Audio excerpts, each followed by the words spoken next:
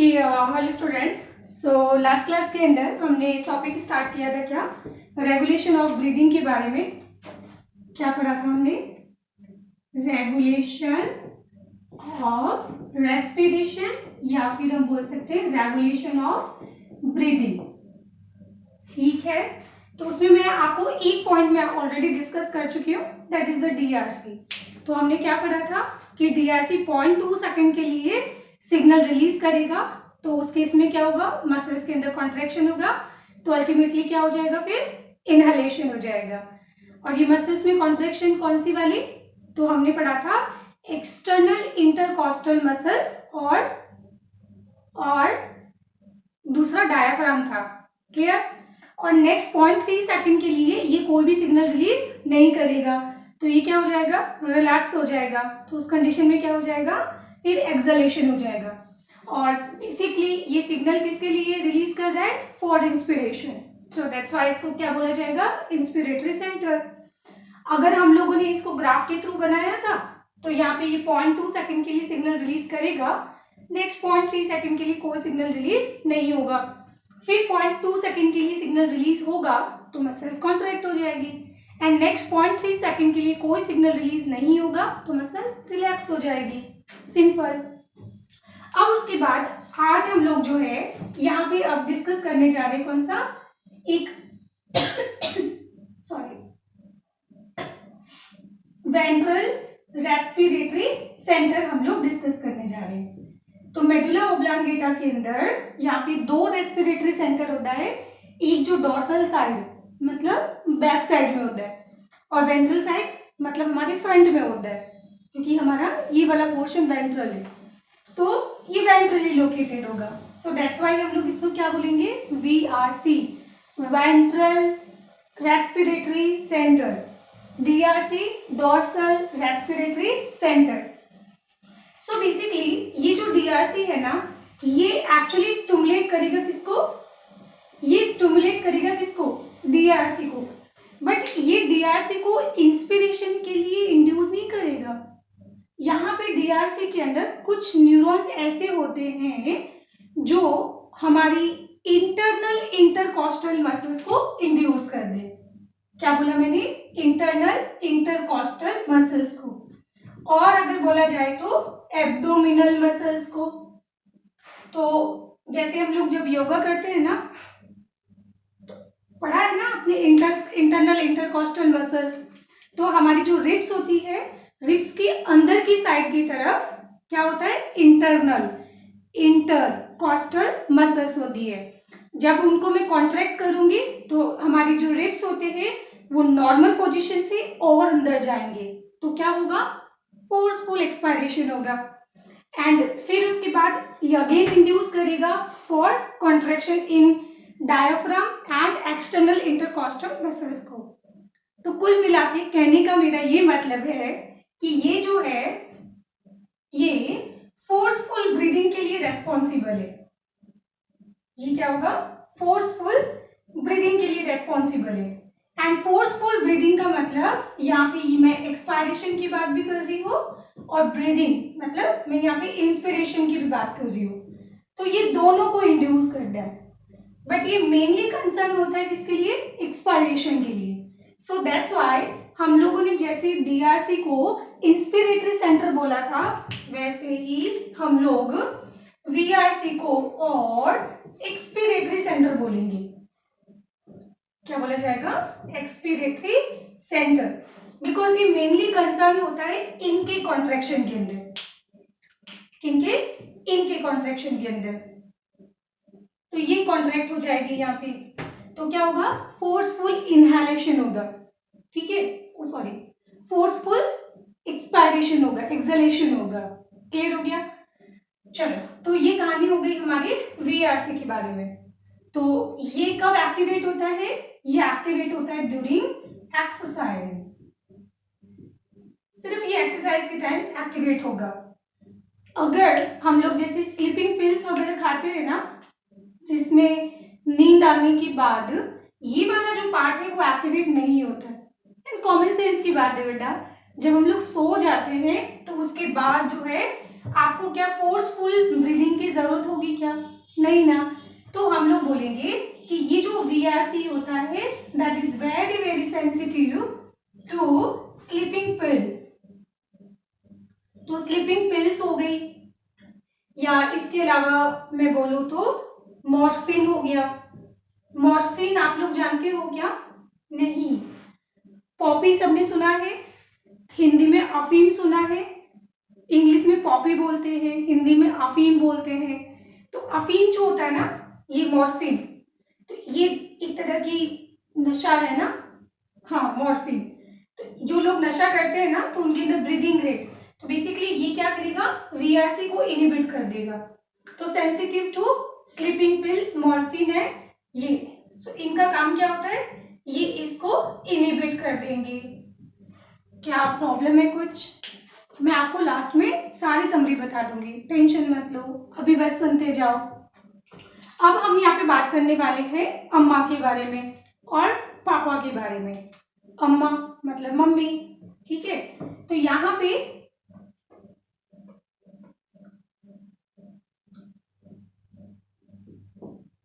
ये ऊपर वाला पार्ट क्या हो जाएगा, पोन्स हो जाएगा। तो यहाँ पे DRC के ऊपर, जस्ट ऊपर, बिल्कुल इसके पास में प्रेजेंट होता है एपन्यूस्टिक सेंटर। एपन्यूस्टिक सेंटर, और एपन्यूस्टिक जो सेंटर है ना, इसको हम लोग और बोलते हैं central chemo sensitive receptor. Central chemo sensitive receptor, because ये किसके लिए सेंसिटिव होता है, केमिकल्स के लिए सेंसिटिव होता है। एंड केमिकल्स भी कौन से, CO2 और H+ आयन। देखो मैं आपको ऑलरेडी बता चुकी हूँ कि जहाँ पे CO2 ज्यादा होगा वहां पे हमेशा H+ ज्यादा होता है। चलो एक बार वापस बताती हूँ, ऐसा क्यों? क्योंकि CO2 जो है वो वाटर के साथ में इंटरेक्ट करेगा, तो उस केस में क्या बनेगा, H2CO3 बनेगा, और H2CO3 वापस क्या हो जाएगा, डिसोशिएट होगा, और यहाँ पे क्या होगा, बाइकार्बोनेट आयन फ्री हो जाते। समझ आया? तो अब मैं तुमको बोलूं कि जब CO2 ज्यादा है, CO2 ज्यादा है, तो ऑब्वियसली यहाँ पे बाइकार्बोनेट आयन भी ज्यादा बनेंगे, सॉरी कार्बोनिक एसिड भी ज्यादा बनेगा, और जब कार्बोनिक एसिड ज्यादा बनेगा तो यहाँ पे H+ आयन भी ज्यादा सिक्रेट होंगे। तो हो गया सिंपल फंडा, क्या कि जब CO2 ज्यादा होती है तो H+ भी आपको ज्यादा ही मिलेगा। क्लियर हो गया? तो ये वाला जो एपन्यूस्टिक सेंटर होता है, ये एक्चुअली हाई CO2 और हाई प्रोटॉन्स के लिए वेरी वेरी सेंसिटिव, तो ये इसके लिए सेंसिटिव होता है। तो इसको हम बोलते हैं कीमो सेंसिटिव रिसेप्टर, मतलब रिसीवर, है ना। तो बेसिकली इसके कहने का मतलब क्या है कि ब्लड के अंदर CO2 ज्यादा हो गई है, तो उस केस में ये जो एपन्यूस्टिक सेंटर है, ये एक्चुअली इसको DRC को इंड्यूस करेगा या इनहिबिट करेगा, तुम लोग खुद दिमाग लगाओ। तो ये DRC को इंड्यूस करेगा बेटा, और जब DRC इंड्यूस होता है तो क्या होगा, DRC का मेन काम क्या है, सिग्नल रिलीज करना, और जब तुम उसको इंड्यूस करते हो तो वो सिग्नल जल्दी जल्दी रिलीज करेगा एंड ज्यादा लॉन्ग ड्यूरेशन तक रिलीज करेगा। सो उस केस में क्या होता है, फिर मसल ज्यादा कॉन्ट्रैक्ट होगी तो डीप ब्रीथ होगा। क्लियर हो गया? तो ये रेस्पॉन्सिबल होता है फॉर डीप ब्रीदिंग के लिए, डेप्थ ब्रीदिंग, और हम बोल सकते हैं, एक सेकेंड, ये आज मार्कर इतना लीक क्यों कर रहा है, तो ये डीप ब्रीदिंग के लिए रेस्पॉन्सिबल होगा।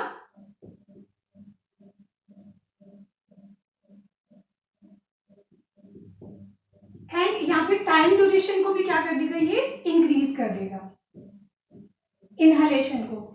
मैं एक बार वापस समझाऊंगी, अभी बस चुपचाप सुनते जाओ, ठीक है। बट हम तो बोलते हैं कि 0.5 सेकेंड जो होता है वो तो फिक्स होता है, तो अगर ये 0.2 की जगह अगर 0.3 सेकेंड तक सिग्नल रिलीज करेगा तो उस केस में क्या होगा, फिर मसल ज्यादा कॉन्ट्रैक्ट होगी और फिर एकदम से हम सांस लेंगे ऐसे। अब 0.5 सेकेंड को कंपनसेट करने के लिए आप इसको क्या कर दो, फिर 0.2 कर दो। अगर जब ये 0.3 हो जाए तो इसको हम क्या कर देंगे 0.2। तो ये एक्सपायरेशन का एक्सेलेरेशन का ड्यूरेशन क्या कर देगा कम। ठीक है, तो डीप ब्रीथ होगा एंड उसका टाइम ड्यूरेशन क्या हो जाएगा इंक्रीज हो जाएगा। बट एक्सेलेरेशन क्या हो जाएगा, यहाँ पे एक्सेलेरेशन का ड्यूरेशन ये डिक्रीज हो जाएगा। चलो और देखो लास्ट इसके अंदर एक और, तो पोन्स के अंदर यहां पे प्रेजेंट होता है एक सेंटर और जो बोलते हैं pneumotaxic centre, pneumotaxic centre, pneumotaxic centre. तो पी से पोन्स और पी से न्यूमोसेंटिक सेंटर, और निमोनिया मतलब हम लंग्स की बात कर रहे हैं। तो अल्टीमेटली ये न्यूमोटैक्सिक सेंटर हमारी ब्रीदिंग को रेगुलेट करेगा। बट ये जो है यहाँ पे डीआरसी को इनहिबिट करने का काम कर दे। तो अगर ये डीआरसी को इनहिबिट करेगा तो अब क्या हो जाएगा, अब ये 0.2 की जगह 0.1 सेकेंड के लिए क्या रिलीज करेगा सिग्नल, और नेक्स्ट 0.3 सेकेंड के लिए क्या हो जाएगा, 0.3 सेकेंड के लिए क्या हो जाएगा एक्सेलेरेशन हो जाएगा। फिर वापस समझाती हूँ। तो इसने क्या किया 0.2 सेकेंड के लिए ये सिग्नल रिलीज करवा देगा, क्योंकि ये इसको क्या कर रहा है इनहिबिट कर रहा है। तो इनहिबिट करने पर सिग्नल अब कम रिलीज होगा। कम रिलीज होने का मतलब यहाँ पे 0.2 सेकेंड की जगह अब ये 0.3 सेकेंड हो गया, तो यहाँ सिग्नल रिलीज होगा। फिर नेक्स्ट 0.2 सेकेंड के लिए कोई सिग्नल रिलीज नहीं होगा। फिर नेक्स्ट 0.1 सेकेंड के लिए सिग्नल रिलीज होगा। फिर नेक्स्ट 0.2 सेकेंड के लिए कोई सिग्नल रिलीज नहीं होगा। तो अब मुझे बताओ आप लोग एक बार में कितनी बार ब्रीथ कर रहे हो, मतलब एक ब्रीदिंग के अंदर टाइम कितना लगा 0.3 सेकेंड, पहले कितना लग रहा था 0.5, अब कितना लग रहा है 0.3। अब मुझे बताओ 60 के अंदर 0.3 कितने होते, 60 के अंदर 0.3 बहुत सारे होते हैं ना। तो कुल मिला के मैं ये कहना चाहती हूँ कि यहाँ पे आपकी जो ब्रीदिंग रेट है वो क्या हो जाएगी फास्ट हो जाएगी, हम लोग जल्दी जल्दी सांस लेंगे। और ये कब होता है जब हम अगेन क्या करते हैं एक्सरसाइज करते हैं।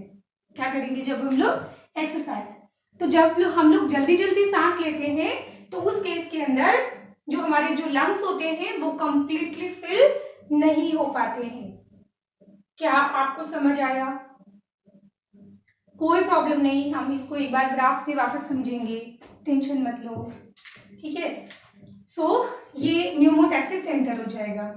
इतना आपको क्लियर हो गया। तो पहले हम लोग इसको थ्योरी से लिख लेते हैं सारा।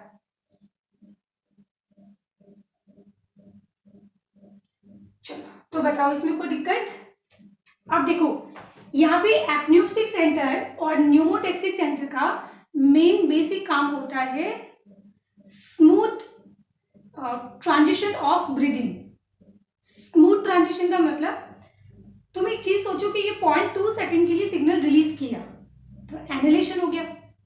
फिर जो 0.3 सेकेंड के लिए जब ये सिग्नल रिलीज नहीं करेगा, मतलब अगर ये दोनों सेंटर नहीं हो ना, हमारी अम्मा जी नहीं हो और हमारे पापा जी नहीं हो ना, तो उस केस में ये जब अकेला काम करेगा तो उस केस में आपकी ब्रीदिंग कैसे हो जाएगी, मतलब ये जो ट्रांजिशन होगा ना, ये ट्रांजिशन एकदम झटके से होगा।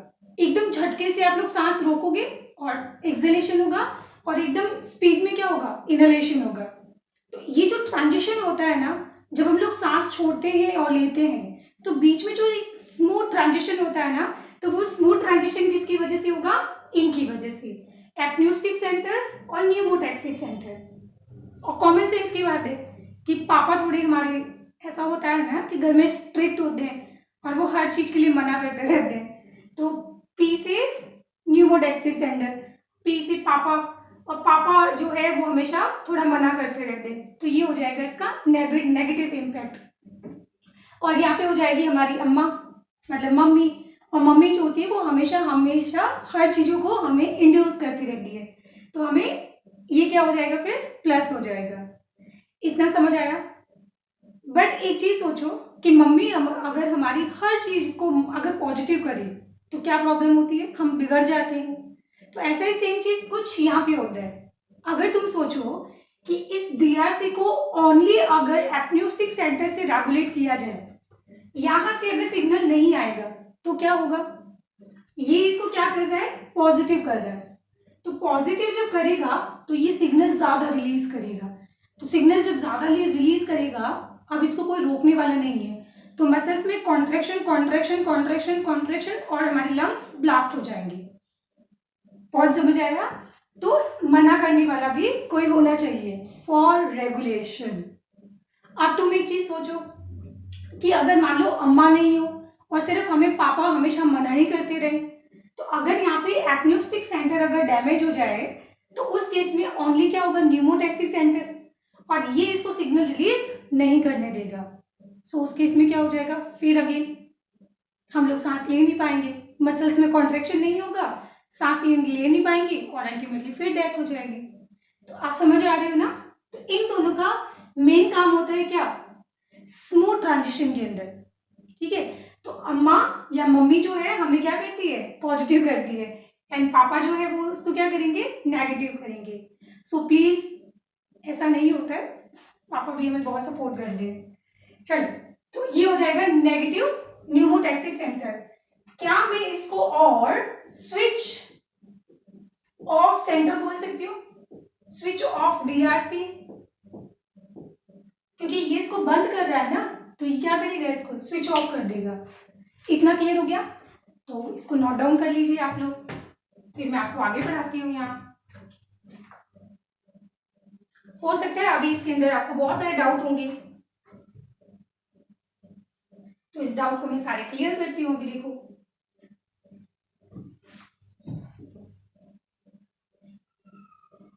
अच्छा एक चीज मैं आपको बहुत इंटरेस्टिंग बताती हूँ कि मान लो किसी पर्सन का मतलब मुंह के ऊपर तकिया लगा के उसका मर्डर हुआ है, ठीक है, या उसका मुंह बंद कर दिया या उसका गला जो है वो बंद कर दिया और उसकी वजह से उसका मर्डर हुआ है। और दूसरा, कुछ पर्सन जो है वो सुसाइड कर लेते हैं पंखे से लटक कर।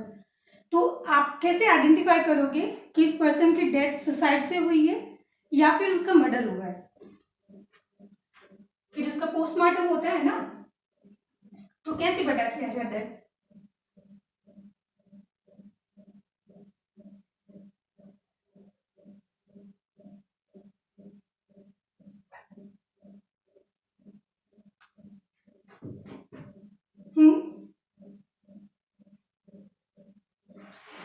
तो देखो, पर्सन जब क्या करता है, सुसाइड करता है ना, सो इस केस में क्या होता है, ये वाला जो हमारा वर्टिबल कॉलम होता है ना, तो इस वर्टिबल कॉलम के अंदर ये हमारा जॉइंट होता है यहाँ पे, ठीक है। सो हमारी जो यहाँ पे आपने एटलस एक्सिस कभी सुना होगा, नहीं सुना है ना, कोई बात नहीं। तो ये हमारी क्या होती है, यहाँ पे वर्टिबल कॉलम होता है। तो इस वर्टिबल कॉलम के अंदर यहाँ पे कुछ डिस्क लाइक स्ट्रक्चर होते हैं, तो इनको हम लोग क्या बोलते हैं, वर्टिब्री। तो ये जो सेकंड वाला जो वर्टिब्री होता है ना, इसके पास एक होता है स्पाइन, मतलब ऐसा एक बल्बस पार्ट होता है, मतलब प्रोजेक्शन बोल सकती हो आप सिंपली ना। तो ये नॉर्मल कंडीशन तो ऐसी होती है, पर जैसे ही पर्सन क्या करेगा, फांसी लगाता है ना, तो इस वाले जॉइंट के ऊपर पूरा प्रेशर आ जाएगा, पूरी बॉडी का वेट कहाँ पे आ जाएगा, इस जॉइंट के ऊपर आ जाएगा। तो ये जॉइंट क्या होता है, टूट जाता है। तो इसके टूटने से ये इसका जो टुकड़ा होता है ना, जो सेकंड वर्टिब्री होता है, तो इसका जो टुकड़ा होता है ना, वो हमारे मेडुला ऑब्लिंगेटा के अंदर पेनिट्रेट हो जाता है। तो उस केस में क्या होगा, डीआरसी, वीआरसी और न्यूमोटैक्सिक सेंटर डैमेज हो जाते हैं, और इनके डैमेज होने की वजह से ब्रीदिंग स्टॉप हो जाती है। तो ध्यान रखना, जब मतलब पंखे से लटक के जो लोग सुसाइड करते हैं ना, सो बेसिकली उसमें डैमेज क्या होता है, ये हमारे रेस्पिरेटरी सेंटर जो होते हैं वो डैमेज हो जाते हैं।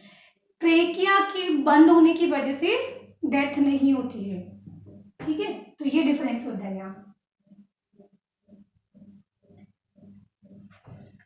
चलो नेक्स्ट हम बात करते हैं अब यहाँ पे ब्रीदिंग के बारे में। तो मैं आपको फिर वापस एक बार समझा देती हूँ कि हमने क्या पढ़ा था। तो मैंने आपको यहाँ पे पढ़ाया था एक पोन्स के बारे में, और एक मैंने आपको पढ़ा था मेडुला ऑब्लांगेटा के बारे में। तो मेडुला ऑब्लांगेटा के अंदर कौन कौन से सेंटर होंगे? तो मेडुला ऑब्लांगेटा के अंदर हमने दो सेंटर पढ़े थे, डीआरसी और वीआरसी, डोर्सल रेस्पिरेटरी सेंटर और एक हो जाएगा ventral respiratory centre. So basically इनको हम बोलेंगे रिदम सेंटर। ये क्या हो जाएंगे यहाँ पे? मुझे कभी कभी क्या हो जाता है, ये हो जाएगा यहाँ पे क्या? Rhythm centre. और सबसे जो मेन सेंटर है, देखो वीआरसी हो गया, न्यूमोटैक्सिक सेंटर हो गया, एपन्यूस्टिक सेंटर, वो खुद से कोई काम नहीं करते, वो अल्टीमेटली किसको सिग्नल देंगे? वो अल्टीमेटली सिग्नल तो डीआरसी को देंगे। तो सबसे जो मेन सेंटर है वो कौन सा होगा? मेन सेंटर डीआरसी होगा। इतना क्लियर हो गया? अब आगे की कहानी आप लोग लिखोगे, तो ये आपका होमवर्क है, मैं आपको ऑलरेडी पढ़ा चुकी हूँ, वही लिखना है कि 0.2 सेकंड के लिए सिग्नल रिलीज करेगा, 0.3 सेकंड के लिए नहीं रिलीज करेगा, तो कॉन्ट्रैक्शन होगा, रिलैक्सेशन होगा, इनहालेशन होगा, एक्सहेलेशन होगा। तो ये सारी चीजें लिखनी है। और उसके नीचे जो है फिर आप लोग एक ग्राफ बना देना ऐसे,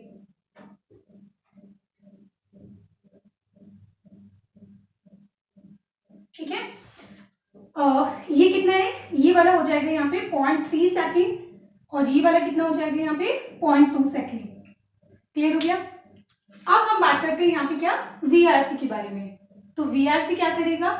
वीआरसी जो है इसको पॉजिटिवली इंड्यूस करता है, पढ़ा था ना? सो पॉजिटिवली जब इंड्यूस करेगा तो ये मेनली तो काम करवाएगा किसका? एक्सपायरेशन का। तो ये कॉन्ट्रैक्शन करवाएगा कहाँ पे? कॉन्ट्रैक्शन करवाएगा कहाँ पे बोलो? तो ये कॉन्ट्रैक्शन करवाता है इंटरनल इंटरकॉस्टल मसल्स के अंदर और एब्डोमिनल मसल्स के अंदर। तो क्या होता है? फोर्सफुल एक्सपायरेशन हो जाएगा। एंड प्लस ये इंस्पिरेशन को भी प्रमोट करता है ना? पर मेनली किसको? एक्सपायरेशन को। सो दैट्स व्हाई हम लोग इसको क्या बोल रहे थे? एक्सपिरेटरी सेंटर बोल रहे थे। तो ये भी आप लोग नोट डाउन कर लेना, तो ये भी आपका होमवर्क हो जाएगा। क्लियर? नाउ उसके बाद थर्ड आ जाएगा इसके अंदर एपन्यूस्टिक सेंटर और आ जाएगा हमारा न्यूमोटैक्सिक सेंटर।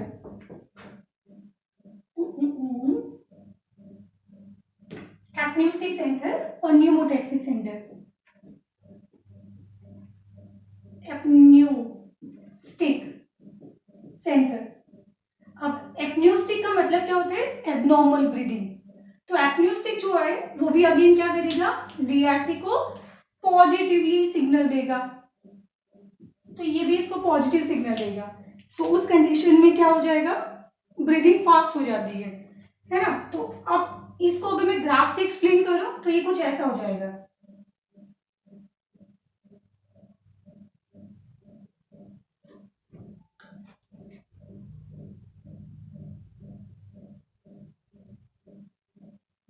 तो क्या हुआ? अब ये सिग्नल जो है ज्यादा देर के लिए रिलीज होगा, एंड जब सिग्नल ज्यादा देर के लिए रिलीज होगा मतलब ये 0.2 सेकंड की जगह सिग्नल हो जाएगा कितना? 0.3 सेकंड के लिए सिग्नल रिलीज करेगा। सो उस केस में क्या होगा? यहां पे हम बोलेंगे डीप ब्रीथ। तो इनहेलेशन का ड्यूरेशन बढ़ा देगा बट एक्सहेलेशन का ड्यूरेशन डिक्रीज कर देगा। समझ आ गया?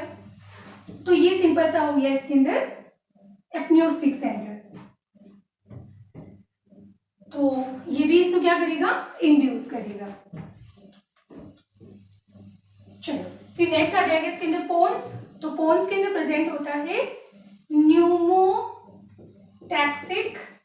सेंटर, एंड न्यूमोटैक्सिक सेंटर को हम लोग और बोलते हैं स्विच ऑफ सेंटर, बिकॉज ये क्या करेगा? यहाँ पे डीआरसी को इनिबिट कर देगा। Inhibit DRC.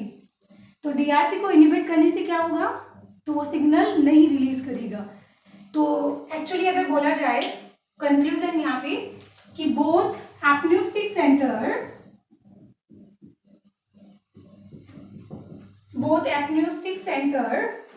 And pneumotaxic centre ये एक्चुअली रेस्पॉन्सिबल होते हैं स्मूथ ट्रांजिशन के लिए,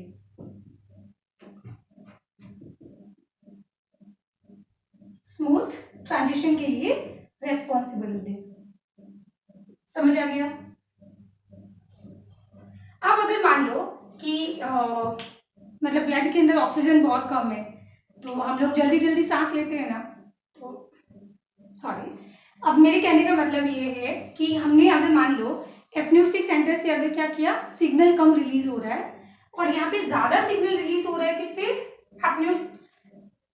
यहाँ पे न्यूमोटैक्सिक सेंटर से, तो यहाँ से ज्यादा सिग्नल रिलीज जब होगा तो हम लोगों की ब्रीदिंग कैसी हो जाएगी, तो हम लोग बहुत फास्ट फास्ट ब्रीथ करेंगे, और जब हमारी ब्रीदिंग बहुत ज्यादा फास्ट होती है तो लंग्स जो होते हैं वो कंप्लीटली फिल नहीं होते हैं, तो ये कैसा हो जाएगा, पार्शियली फिल हो जाएगा, पार्शियली फिल्ड होंगे क्या, लंग्स। और ऐसा कब होता है, ऐसा होता है ड्यूरिंग एक्सरसाइज, ये हो जाएगा ड्यूरिंग एक्सरसाइज। तो इस तरीके से अगर बोला जाए तो ये न्यूमोटैक्सिक सेंटर नॉर्मल ब्रीदिंग के अंदर भी काम करते हैं और ये काम करते हैं एक्सरसाइज के टाइम। तो एक्सरसाइज के टाइम जो है ये सिग्नल ज्यादा रिलीज करेगा। समझ आ गया? तो हमारी ब्रीदिंग रेट क्या हो जाएगी, फास्ट हो जाएगी। अगर इसको भी मैं अगर ग्राफ से शो करूं तो ये कुछ ऐसा हो जाएगा। ग्राफ से समझना सबसे आसान, जैसे ये मैं बना देती हूँ हमारा आइडियल जो होता है ना ग्राफ। अब यहाँ पे एपन्यूस्टिक सेंटर का क्या बनाया था हमने, तो ये डीप ब्रीथ करता है, तो ये इसके पीक को बढ़ा देगा, है ना, तो ये क्या हो जाएगा, फिर यहाँ पे ब्रीदिंग डीप हो जाएगी, तो इंटेंसिटी को बढ़ा रहा है सिग्नल की। और फिर उसके बाद आ जाएगा यहाँ पे न्यूमोटैक्सिक सेंटर, तो ये ग्राफ अब कुछ ऐसा हो जाएगा।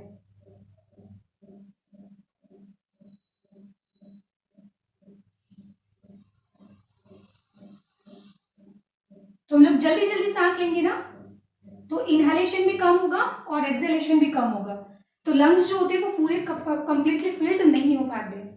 और ऐसा ग्राफ कब बनता है, ड्यूरिंग एक्सरसाइज के टाइम। इतना क्लियर हो गया? तो हम लोग बोलेंगे कि जब नॉर्मल ब्रीदिंग होती है तो नॉर्मल ब्रीदिंग के अंदर ये एपन्यूस्टिक सेंटर और न्यूमोटैक्सिक सेंटर हमारे एक स्मूथ ट्रांजिशन के लिए इंपॉर्टेंट होते हैं। बट जब कंडीशन खराब आती है, खराब कंडीशन का मतलब जब CO2 ज्यादा होगा और H+ ज्यादा होगा तो इसके कंपेरेटिवली अब ये ज्यादा सिग्नल रिलीज करेगा, तो जब ये ज्यादा सिग्नल रिलीज करना शुरू करेगा तो अल्टीमेटली होगी डीप ब्रीथ, क्योंकि उसको पॉजिटिव कर रहा है ना, प्रमोट कर रहा है, प्रमोट करेगा तो वो ज्यादा सिग्नल रिलीज करेगा, एंड जब ज्यादा सिग्नल रिलीज होंगे तो ब्रीदिंग क्या हो जाएगी, डीप। ठीक है? और उसके बाद नेक्स्ट आ जाएगा यहाँ पे ये न्यूमोटैक्सिक सेंटर। तो वैसे तो नॉर्मल ब्रीदिंग के अंदर इसका काम होता है, बट जब एक्सरसाइज होती है तो उस टाइम ये इससे ज्यादा सिग्नल रिलीज करेगा, तो इसके ज्यादा सिग्नल रिलीज होने से क्या करता है, ये DRC को इनहिबिट कर देगा, तो DRC सिग्नल कम रिलीज करेगा, 0.2 सेकेंड की जगह 0.1। ठीक है? तो उस केस में क्या हो जाएगा, फिर एक्सहेलेशन इनहेलेशन जल्दी जल्दी होगा, फास्ट ब्रीदिंग होगी, और जब हम लोग जल्दी जल्दी सांस लेते हैं तो लंग्स हमारे पूरे फिल्ड नहीं होते हैं। समझ आ गया? ठीक है? तो ये स्मूथ ट्रांजिशन करते हैं during normal breathing, during normal breathing. क्या आपको कुछ प्रॉब्लम है इसमें? ठीक है? और जिनको नहीं समझ आ रहा है, बेटा ऑनलाइन का यही तो फायदा है, वीडियो वापस देख लो, तो ये चीज कोई ज्यादा टफ थी नहीं, थोड़ा सा दिमाग लगाओ सब समझ आ जाएगा आपको। ठीक है? अब उसके बाद ये तो मैंने आपको पढ़ाया है ब्रेन के बारे में, अब बस एक छोटा सा टॉपिक हम पढ़ लेते हैं हार्ट के बारे में। तो हमारे जो ब्लड में है CO2 और जब यहाँ पे ज्यादा हो जाता है क्या, H+ आयन, तो उस केस में जो हमारे हार्ट होती है, दिल जो होता है, उस दिल के पास भी प्रेजेंट होते हैं न्यूमोटैक्सिक सेंटर, तो वो एक्टिवेट हो जाते हैं और वो एक्टिवेट होके फिर इस DRC को सिग्नल देंगे, बिल्कुल एपन्यूस्टिक सेंटर की तरह। तो अभी तक मैंने जितने आपको पॉइंट बढ़ाए हैं ना, तो यहाँ पे DRC को सारे प्रमोट कर रहे थे, एक्सेप्ट हमारे पापा जी, सिर्फ पापा जी को छोड़कर बाकी सभी यहाँ पे स्टिमुलेट ही कर दे। तो वापस देखो, ये हो जाएगा हमारा मेडुला ऑब्लांगेटा, और इसके अंदर ये कौन प्रेजेंट है, यहाँ पे हमारे सबसे मेन सेंटर प्रेजेंट है, दैट इज द DRC। ठीक है, और जिनको नहीं समझ आया बेटा तो आप कम से कम इन सेंटर के नाम याद कर लो, उतना ही काफी है। ठीक है, जब बिल्कुल याद नहीं हो रहा है तब मैं बोल रही हूँ लास्ट में, बट ऐसा सोचना भी नहीं है आपको। तो ये क्या हो जाएगा, DRC हो गया। अब हम बात करते हैं यहाँ पे हार्ट के बारे में। तो ये हमारा दिल होता है, और दिल से क्या होता है, यहां से अराइज होती है आर्टरी, ये तो सबको पता है ना। तो ये आर्टरी यहाँ से हमारे हार्ट से अराइज हो रही है, तो हार्ट से अराइज होने वाली आर्टरी को क्या बोला जाता है, एरोटा। तो ये हो जाएगा एरोटा। अब एरोटा की फिर फर्दर क्या होती है, ब्रांचिंग होती है। एरोटा की फर्दर क्या हो जाएगी, यहाँ पे ब्रांच हो जाएगी, और ये ब्रांच होने के बाद हमारे आगे चली जाती है ब्रेन के अंदर। तो इसको बोला जाता है carotid body, sorry carotid arteries, ये वाली जो है ना, जो यहाँ से अराइज होगी एंड फिर हमारे ऊपर ब्रेन की तरफ जाती है। तो दिस इज कैरोटिड आर्टरी। तो कैरोटिड आर्टरी ब्लड सप्लाई करेगा किसको, हमारे ब्रेन को। इतना सिंपल हो गया। अब हम पढ़ेंगे यहाँ पे कि जो कैरोटिड आर्टरीज होती है, यहाँ पे प्रेजेंट होगा कैरोटिड बॉडी, और एरोटा के ऊपर प्रेजेंट होगा एरोटिड बॉडी। तो दिस इज एरोटिड बॉडी, और दिस इज, एंड ये वाली भी कैरोटिड बॉडी। इसमें तो आपको कोई मुसीबत नहीं लग रही है ना, सिंपल नाम है। सो बेसिकली ये वाली जो दोनों होता है ना, ये भी कैसे होते हैं, ये दोनों होते हैं कीमो सेंसिटिव, कीमो सेंसिटिव, और chemo sensitive for CO2 and H+ ion के लिए। तो जब ब्लड के अंदर एसिडिटी ज्यादा हो जाती है ना, तो उस केस में ये वाले बॉडीज एक्टिवेट हो जाएगी, और ये एक्टिवेट होने के बाद यहाँ पे सिग्नल देगी किसको, DRC को। पर दोनों के न्यूरॉन्स अलग होते हैं। कैसे, यहाँ पे कैरोटिड बॉडी जो है वो सिग्नल देगा बाय क्रेनियल नर्व नंबर 10, और ये सिग्नल देगा बाय क्रेनियल नर्व नंबर 9। तो ये, सॉरी मैंने 11 लिख दिया, तो ये कौन सा हो जाएगा, क्रेनियल नंबर 9, और ये हो जाएगा क्रेनियल नंबर 10। और 10 इज वेरी वेरी इंपॉर्टेंट, इसको बोलते हैं वेगस नर्व। इसको आप लोग अभी याद कर लो, जो हमारी काफी मतलब बड़ी नर्व होती है, जो ब्रेन से अराइज होती है ना, उन नर्व को हम बोलते हैं क्रेनियल नर्व। तो यहाँ पे मैंने क्रेनियल नर्व कितनी पढ़ाई है आपको, 2, क्रेनियल नंबर 9 और क्रेनियल नर्व नंबर 10। और ये नर्व पता है नीचे भी जाती है, क्रेनियल नर्व हमारे इवन स्टमक तक जाती है, डायफ्राम तक जाती है, तो इसको बोलते हैं वेगस नर्व, पढ़ाऊंगी मैं ना। चलो, तो इतना समझ आ गया, तो बस इतनी सी कहानी थी। तो क्या पढ़ना था कि हार्ट से अराइज होती है आर्टरी, इसको बोला जाता है एरोटा, और एरोटा के ऊपर प्रेजेंट होते हैं कीमो सेंसिटिव रिसेप्टर, जिनको बोला जाएगा एरोटिड बॉडी। वैसा ही जब एरोटा आगे जाके फर्दर ब्रांच हो जाती है, तो इसकी ब्रांचेस से जो बनती है artery, that is carotid artery, and carotid artery blood supply करेगी हमारे नेक को, ब्रेन को, है ना। तो इसके ऊपर भी प्रेजेंट होते हैं कीमो सेंसिटिव रिसेप्टर, जिनको बोलेंगे हम कैरोटिड बॉडी। सो बेसिकली ये दोनों रिसेप्टर कैसे होते हैं, कीमो सेंसिटिव होते हैं। तो ये भी just like apneustic centre CO2 और H+ को सेंस कर सकते हैं। तो जब ये सेंस करेंगे तो उस कंडीशन में कैरोटिड बॉडी क्रेनियल नंबर 9 से एक्टिवेट करेगा DRC को, और यहाँ पे एरोटिड बॉडी जो है ये क्रेनियल नंबर 10 से इसको सिग्नल देगा। इतना क्लियर हो गया। चलो, तो ये कंप्लीट हो गया होगा टॉपिक हमारा, ये छोड़ दो वेगस नाम ना। तो ये मैंने आपको क्या पढ़ाया है, क्रेनियल नर्व है ये नंबर 10 और नंबर 9। वैसे तो क्रेनियल नर्व को हमेशा लिखा जाता है रोमन नंबर के अंदर, बट मैं आपको इस तरीके से याद करवा देती हूँ।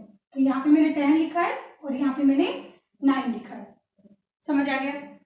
अब एक लास्ट पॉइंट और, एक हमारा प्रोटेक्टिव मैकेनिज्म जो है वो हम लोग यहाँ पे डिस्कस करने जा रहे हैं, जिसको हम बोलते हैं हेरिंग ब्रूअर रिफ्लेक्स। अब रिफ्लेक्स क्या होता है बताओ? देखो, अगर आपको किसी ने थप्पड़ मारा तो वो क्या होता है? एक्शन। अब वो reaction person to person vary करता है ना? तो फिजिक्स में हम बोलते हैं रिएक्शन और एक्शन, एक्शन रिएक्शन, और इसी को हम बायोलॉजी में बोलते हैं क्या? रिफ्लेक्स। क्या बोलेंगे यहाँ पे? रिफ्लेक्स। तो एक रिफ्लेक्स हम लोग यहाँ पे डिस्कस करने जा रहे हैं। तो अगर मान लो कि ये आपके पास क्या है? लंग्स है। मान लो क्या मैम हमारे पास होते हैं लंग्स, ठीक है। अब क्या होता है कि ये डीआरसी जो है इसको सिग्नल देगा क्या? कॉन्ट्रैक्शन के लिए। डीआरसी क्या कर रहा है? इसको सिग्नल दे रहा है फॉर कॉन्ट्रैक्शन के लिए। तो यहाँ पे सिग्नल दिया तो ये क्या हो जाएगा? कॉन्ट्रैक्ट हो जाएगा। पर एक चीज सोचो कि जब ये कॉन्ट्रैक्ट होता रहेगा तो डीआरसी को कैसे पता चलेगा कि मुझे रुकना है? जैसे 0.2 सेकंड की बात नहीं कर रही हूं मैं बात कर रही हूँ हम जब फोर्सफुल इंस्पिरेशन कर दे,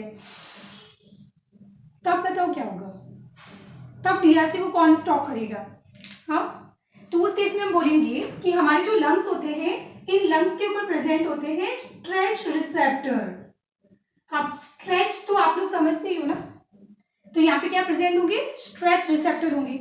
और ये जो स्ट्रेच रिसेप्टर होंगे, जब पूरा लंग्स क्या हो जाएगा? एक्सपांड हो जाएगा। तो लंग्स पूरा कंप्लीटली जब एक्सपांड हो जाएगा तो ये स्ट्रेच रिसेप्टर क्या हो जाएंगे? एक्टिवेट। एंड जब ये खींचने लगेंगे, ये जब एक्टिवेट होंगे तो ये अब वापस क्या करेंगे? डीआरसी को इनहिबिट कर देंगे। तो उस केस में ये था एक्शन और ये था रिएक्शन, तो इसको हम लोग क्या बोलते हैं? रिफ्लेक्स। और ये होना बहुत ज्यादा जरूरी है, नहीं तो हमारे लंग्स इनहेलेशन करते करते करते करते एक्सपांड होंगे और फिर ब्लास्ट हो जाएंगे। समझ आया? तो इसको हम लोग बोलते हैं क्या? Herring Breuer reflex. और ध्यान रखना यहां से EIPMT में क्वेश्चन आया हुआ है। तो ये हेरिंग ब्रूअर रिफ्लेक्स जो है हमारा क्या हो जाएगा? प्रोटेक्टिव मैकेनिज्म है। ये क्या हो जाएगा? Protective mechanism. बस, तो ये कंप्लीट हो गया हमारा रेगुलेशन ऑफ रेस्पिरेशन। कोई दिक्कत है आपको? तो इस तरीके से क्या मैं ऐसा बोल सकती हूँ कि रेगुलेशन ऑफ रेस्पिरेशन हमारा वॉलंटरी भी होता है और इनवॉलंटरी भी होता है। वॉलंटरी कैसे? पता ही है ना, ये देखो, पर एक लिमिट तक, बट फाइनली वो वापस कैसा हो जाएगा? इनवॉलंटरी। क्योंकि जब तक हमको याद रहेगा तब तक ही हम लोग वॉलंटरी कर सकते हैं, बट बाद में वापस कैसा हो जाएगा? वो इनवॉलंटरी।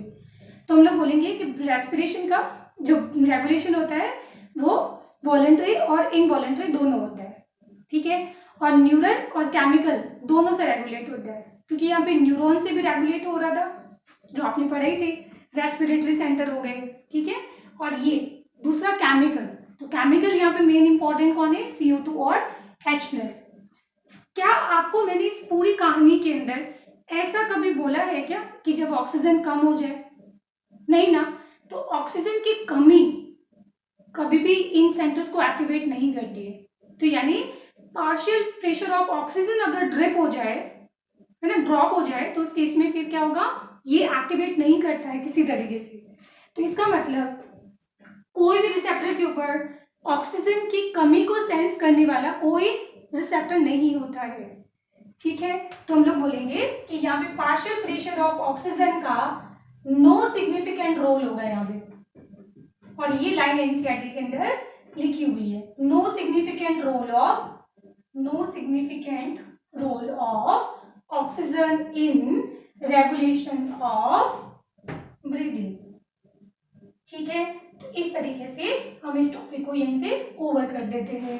तो ये मेरा टॉपिक तो कंप्लीट हो गया, बट अभी आपको रिवाइज करना है इसको। अब उसके बाद में थोड़ी बहुत डिजीजेस बची हुई है जो हार्डली मुझे 10-15 मिनट लगेगा, तो उसके बाद में ये कंप्लीट हो जाएगा। चलो, डिजीज बाद में पढ़ना, पहले वीडियो पॉज करो और जो मैंने टॉपिक पढ़ाया है ना उसको फटाफट अभी के अभी लर्न करो। देखो, जितना जल्दी आप साथ का साथ लर्न करोगे ना, उसमें टाइम कम लगता है और याद भी अच्छे से होता है। अब आप आगे की कहानी समझ गए होंगे ना, तो वीडियो पॉज करो और ये सारा लर्न करो जल्दी अभी।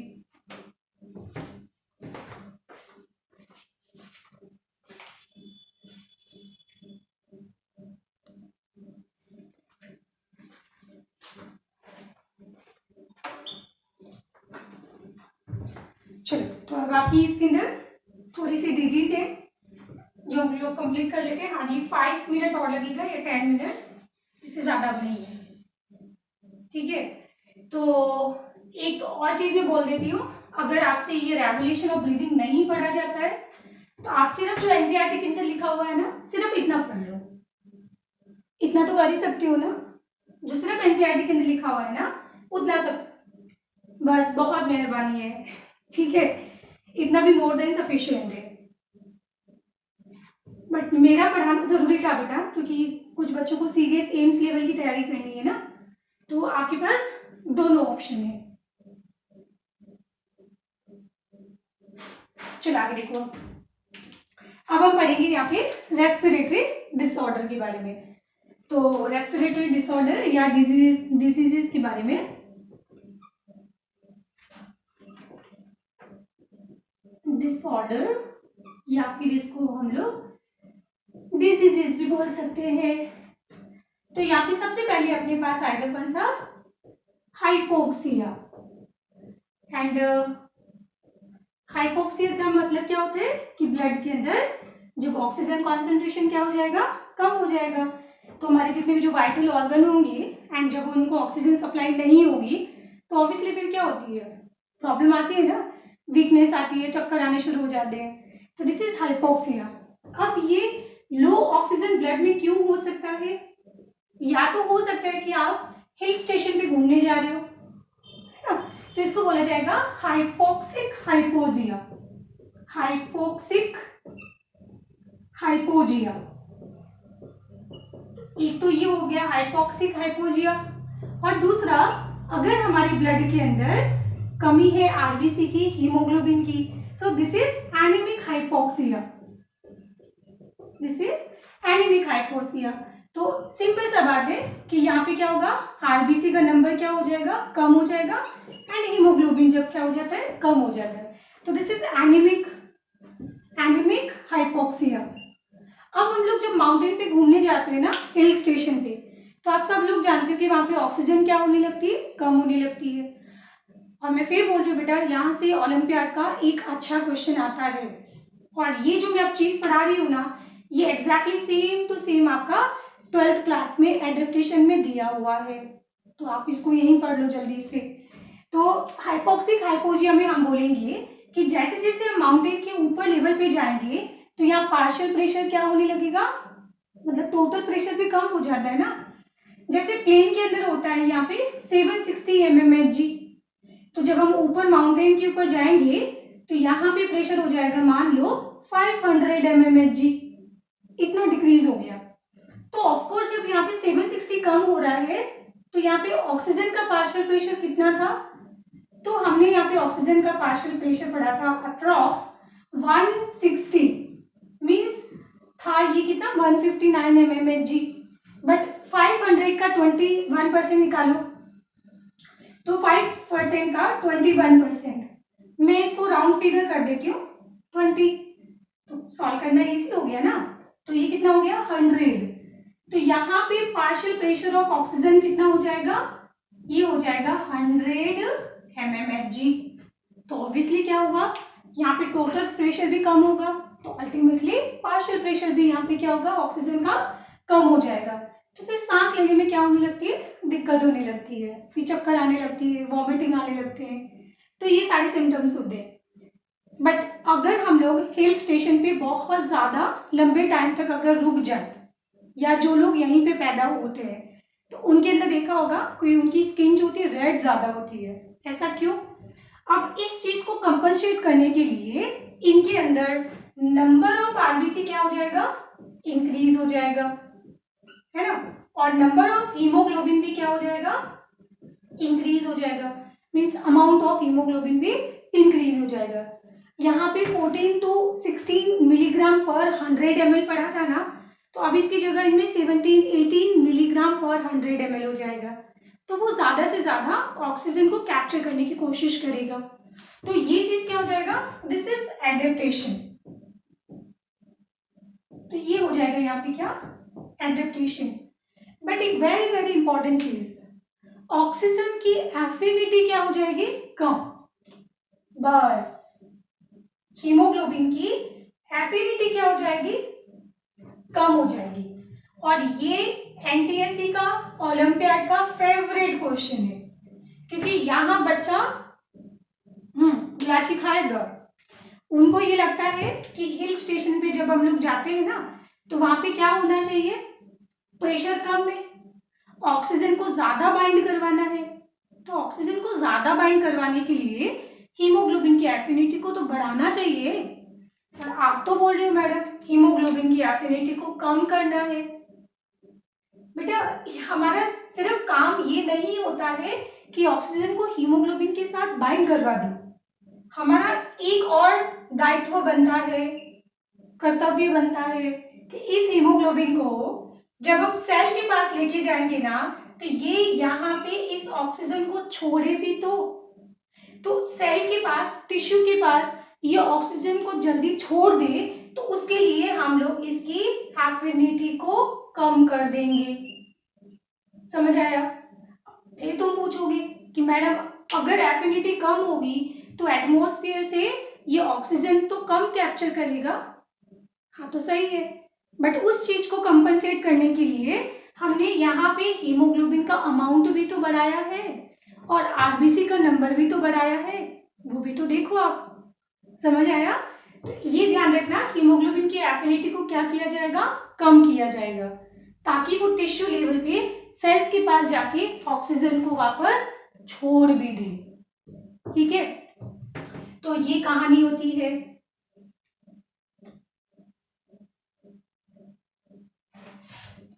चलो, तो ये हमने पढ़ा है क्या, हाइपोक्सिया। बाकी दूसरा सी कार्बन मोनोऑक्साइड पोजनिंग, ये मैं आपको ऑलरेडी पढ़ा चुकी हूँ कि कार्बन मोनोऑक्साइड जो होती है वो 210 टाइम्स ज्यादा बाइंड होती है हीमोग्लोबिन के साथ as compare to oxygen. And जो ऑक्सीजनेटेड जो ब्लड होता है वो कैसा होता है, रेड कलर का, है ना। बट हीमोग्लोबिन और कार्बन मोनोऑक्साइड से क्या बनता है, कार्बोक्सी हीमोग्लोबिन बनता है, और कार्बोक्सी हीमोग्लोबिन का कलर और ज्यादा रेड होता है, डीप रेड, मतलब मेहरून कलर। ठीक है, तो इसका कलर कैसा हो जाएगा, डीप रेड हो जाएगा, किसका, कार्बोक्सी हीमोग्लोबिन का। और ये रिएक्शन कैसी होती है, इरिवर्सिबल। खत्म, नेक्स्ट आ जाओ। तो हम लोग ओशियन के अंदर चलते हैं डाइव करने के लिए। तो ओशियन के अंदर जो डाइव करने वाले जाते हैं उसकी कहानी मैंने आपको पूरा समझा दिया है। ठीक है, तो हो गया खत्म, आगे चलो। Next point number 4। तो 4 हम लोग इसके अंदर पढ़ेंगे क्या, अस्थमा के बारे में। तो अस्थमा बहुत कॉमन चीज है, सबने सुनी होगी, जिसमें सांस लेने में क्या होती है, दिक्कत होती है ना। ऐसा क्यों हो जाता है, क्योंकि जब हमारे अंदर कोई भी डस्ट पार्टिकल हो गया, तो जिनको एक तरह की एलर्जी होती है ना, अस्थमा क्या होता है, एक तरह की एलर्जी होती है। और ये आपको मैं 12th में पढ़ाऊंगी कि एलर्जी का मतलब इम्यून सिस्टम का हाइपर एक्टिव हो जाना। इम्यून सिस्टम मतलब हमारा डिफेंस सिस्टम कुछ ज्यादा ही काम करना शुरू कर दिया। तो ये तो अच्छी बात है ना, नहीं, अति भी खराब है, कमी भी खराब होती है। ठीक है, तो इसके से प्रॉब्लम क्या होगा कि आप लोग अभी जस्ट इसको रट लो, क्योंकि मैं आपको ना ये पढ़ाऊंगी सर्कुलेटरी सिस्टम के अंदर। तो अभी याद रख लो कि हमारी सेल्स होती है ना, टिश्यू, तो उस टिश्यू के बीच में कुछ स्पेशल टाइप ऑफ डब्ल्यूबीसी होती है, और ये डब्ल्यूबीसी बहुत ही मस्त होती है। मस्त मतलब मास्ट सेल। ठीक है, और ये मस्त सेल जो है ना बहुत ज्यादा हंसती रहती है, मतलब जब एलर्जी हो जाती है ना तो ये कुछ ज्यादा ही हंसना शुरू कर देती है। तभी तो हम लोग क्या बोल रहे हैं इसको कि ये मस्त है, नहीं, ये बहुत ज्यादा रिलीज करना शुरू कर देती है हिस्टामिन। और हिस्टामिन जो होते हैं ना वो हमारे ब्रोंक्यूल्स के अंदर एंड ब्रोंकाई के अंदर स्वेलिंग कर देते हैं। क्या करेंगे? स्वेलिंग। और बायोलॉजी के अंदर स्वेलिंग को बोला जाता है इन्फ्लामेशन। जब हमें कोई चींटी काट लेती है या कोई पत्थर मारता है ना तो वहां पे स्वेलिंग हो जाती है ना, तो उसी स्वेलिंग को बोला जाता है इन्फ्लामेशन। तो ये स्वेलिंग हो गई तो उसकी वजह से क्या होगा? सांस लेने में दिक्कत हो जाती है। फिर हम क्या करते हैं? इनहेलर होता है ना, वो यूज करते हैं। तो उस इनहेलर में होता क्या है? Anti histamine. तो हिस्टामिन को रोकने वाला एंटी हिस्टामिन। तो एक तो ये स्वेलिंग करता है और दूसरा यहाँ पे करेगा वैसोकॉन्स्ट्रिक्टर, मतलब ये हमारे ब्रोंक्यूल्स और ब्रोंकाई को कॉन्ट्रैक्ट कर देगा। कॉन्ट्रैक्ट तो पैसेज क्या हो जाएगा? नैरो। एक तो सोचो कि पैसेज होना इतना चाहिए था, अब पैसेज कितना हो गया? ये कॉन्ट्रैक्ट हो गया तो पैसेज छोटा हो गया। और दूसरा उसमें भी मेम्ब्रेन के अंदर स्वेलिंग आ गई, तो स्वेलिंग आ गई तो ये सूज गया। तो उस कंडीशन में क्या हो गया? पैसेज हो गया बिल्कुल कम। तो यहाँ पे सांस लेने में दिक्कत आती है। तो फिर हम ट्रीटमेंट क्या करते हैं इसका? Anti histamine. ठीक है, तो इसको जस्ट आप लोग याद रखो। और ये चीज 12th के अंदर एज इट इज वापस आएगी। ठीक है, तो यहाँ पे ट्रीटमेंट हो जाएगा इसका एंटी हिस्टामिन। कोई मुसीबत? एंटी हिस्टामिन तो जो इनहेलर होता है तो उसके अंदर जो ड्रग होती है ना, हाँ, तो क्या करती है? वो हिस्टामिन के सिंथेसिस को ब्लॉक कर देती है। तो जब हिस्टामिन रिलीज नहीं होगा तो उस केस में क्या होगा? यहाँ पे ये चीज हो जाएगी। बाकी इसका डिटेल हम 12th क्लास में पढ़ेंगे। ठीक है, तो ये कंप्लीट हो गया हमारा अस्थमा। उसके बाद आपने निमोनिया तो सबने सुना ही होगा। और निमोनिया का मतलब क्या होता है? लंग्स के अंदर पानी भर जाना, जो बहुत ज्यादा कॉमन होता है जब बच्चे पैदा होते हैं ना उस टाइम। क्योंकि जो फीमेल होती है उस फीमेल के वेजाइना के अंदर अगर कोई इंफेक्शन हो जाए, और ये इंफेक्शन किसका? डिप्लोकोकस निमोनी का। क्या लिखा मैंने? निमोनिया कॉज करने वाला बैक्टीरिया डिप्लोकोकस। अब डिप्लो याद है? डिप्लो मतलब दो, कोकस मतलब राउंड शेप बैक्टीरिया, तो ये हो जाएगा डिप्लोकोकस निमोनी। ये बैक्टीरिया का नाम है, जिसको हम लोग और स्ट्रेप्टोकोकस निमोनी भी बोल सकते हैं, या फिर इसको हम लोग और न्यूमोकोकस निमोनी भी बोल सकते हैं। न्यूमोकोकस निमोनी भी बोल सकते हैं, ये एक ही नाम है। और ये सेम टू सेम फिर आएगा 12th के अंदर। हाँ, इसके ऊपर एक बहुत मैंने आपको पढ़ाया भी था, ग्रिफिथ वाला एक्सपेरिमेंट। फिर गजब करते हो, ग्रिफिथ वाला एक्सपेरिमेंट पढ़ाया था ना? क्या था? Transformation experiment. बैक्टीरिया के सेक्सुअल रिप्रोडक्शन, सॉरी, बैक्टीरिया के जेनेटिक रिकॉम्बिनेशन में हमने पढ़ा था कि कुछ तो है जो एक बैक्टीरिया से दूसरे बैक्टीरिया में जा रहा है। तो एस फॉर्म, आर फॉर्म पढ़ाया था, स्मूथ और रफ। इतना जल्दी भूल गए, 2 साल बाद क्या याद आएगा? तो रिवीजन करते रहो। ठीक है, जो न्यू स्टूडेंट है टेंशन छोड़ो, ये वैसे भी हम पढ़ेंगे। ठीक है, तो ये खत्म हो गया। इसके अलावा हीमोफिलस इन्फ्लुएंजा भी होती है, और हमारे ये एस्परजिलस फंजाई होती है ना, ये भी कॉज करती है निमोनिया। तो निमोनिया में बेसिकली होता क्या है कि हमारी जो एल्वियोलाई होती है ना, ये हमने पढ़ा था क्या? एल्वियोलाई। तो इस एल्वियोलाई की मेम्ब्रेन क्या होता है? स्वेल हो जाती है। एंड ऑब्वियसली जब स्वेल होगी तो मेम्ब्रेन के अंदर हमने पढ़ा था कि यहाँ पे सेल्स होती है। मेम्ब्रेन के अंदर क्या होती है? एल्वियोलाई की जो वॉल होती है उसमें प्रेजेंट होती है फ्लैट सेल्स, और इन फ्लैट सेल्स के बीच में आपको एक छोटे छोटे गैप दिखाई दे रहे होंगे।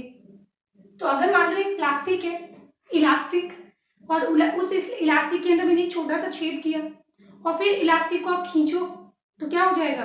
वो जो पोर होगा बड़ा हो जाएगा। तो एग्जैक्टली यहाँ पे एल्वियोलाई की मेम्ब्रेन में अगर हो जाएगा इन्फ्लामेशन, या फिर हम बोलते हैं स्वेलिंग। अगर स्वेलिंग हो गई तो यहाँ पे पोर्स बड़े हो जाएंगे, और जब पोर्स बड़े हो जाएंगे तो जो ब्लड वेसल्स थी ब्लड कैपिलरीज पढ़ी थी ना, तो उस ब्लड कैपिलरीज में लिक्विड जो होगा वो इधर आना शुरू हो जाएगा।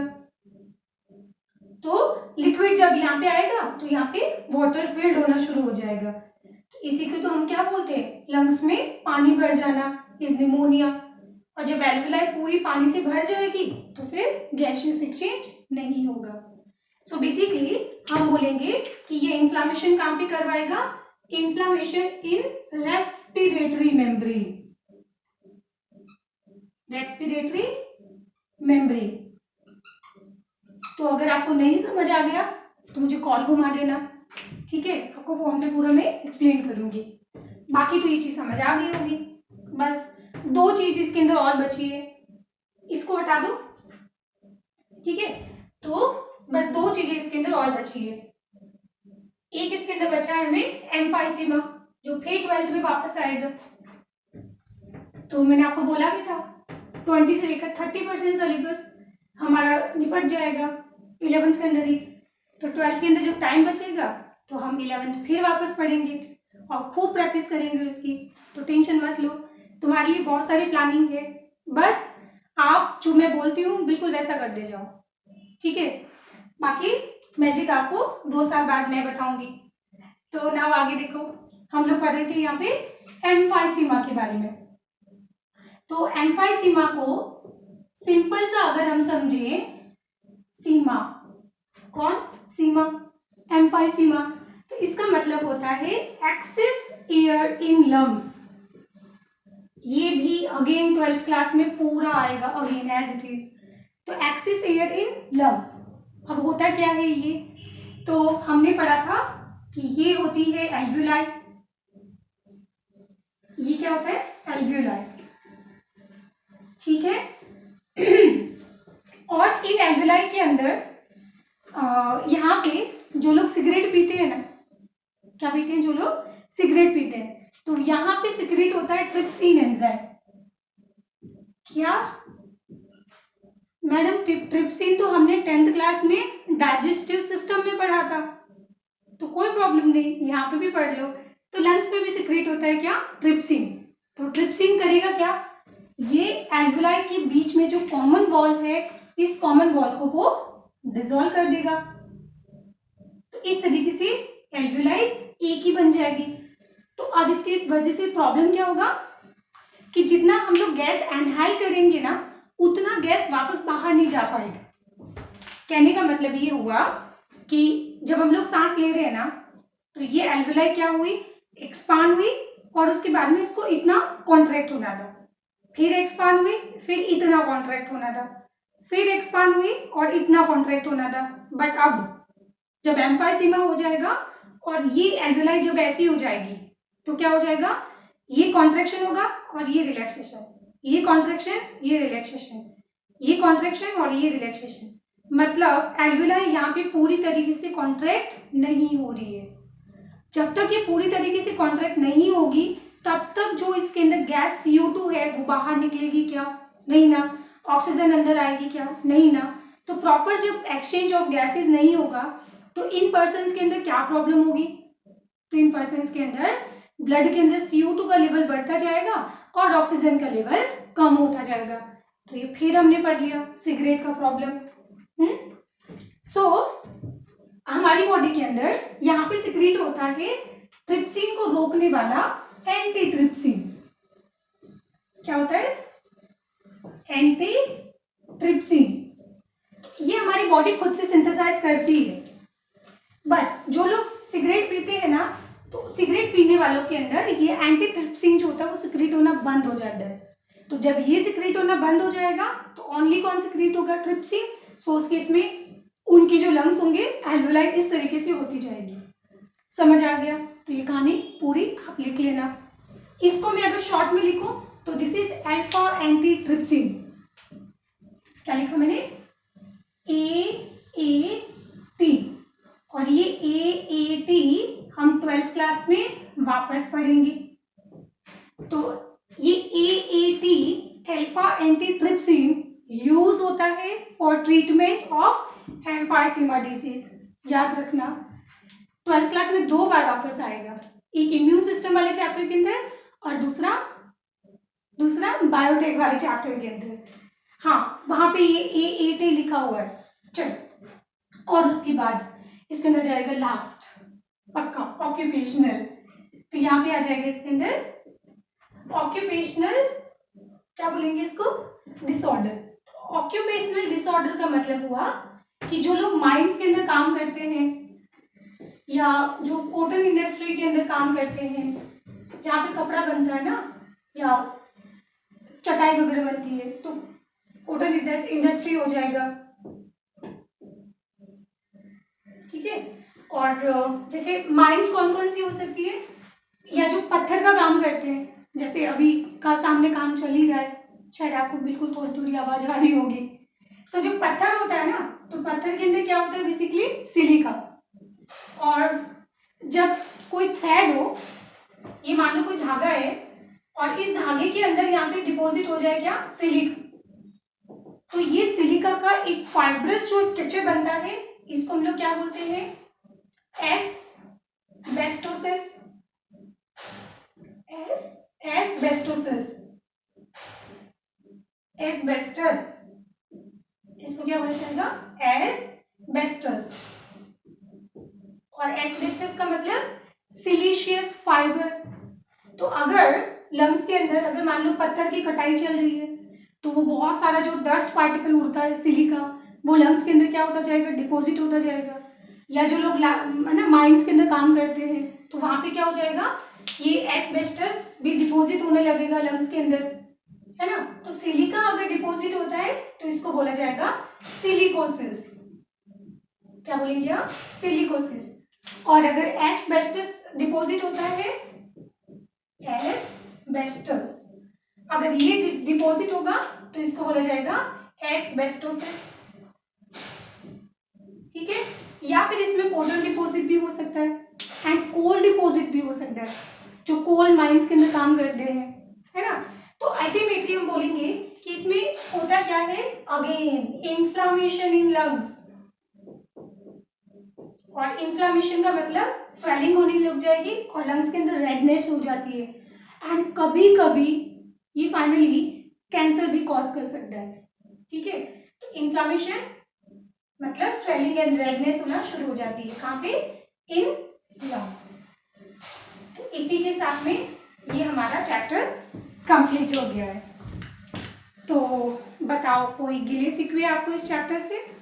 अगर है तो रिवीजन कर लो, क्योंकि रिवीजन ही बेटा हमारा तो सबसे बड़ा ब्रह्मास्त्र है, ठीक है। मेडिकल एग्जाम के लिए तो न्यूक्लियर बॉम्ब है। और रिवीजन ध्यान रखना, कभी भी चैप्टर खत्म होने के बाद नहीं होता है, ये परम सत्य है जो आप लोगों ने रियलाइज कर ही लिया होगा। तो जब आप चैप्टर पढ़ते हो तभी साथ का साथ रिवीजन करते रहो। तो आज की क्लास थोड़ी बड़ी हो गई, कोई प्रॉब्लम नहीं, चैप्टर खत्म हो गया। चलो, तो खत्म कहानी, ठीक है। एंजॉय, फिर अगला चैप्टर स्टार्ट करेंगे, देखते हैं। टाटा, बाय बाय, जय हिंद।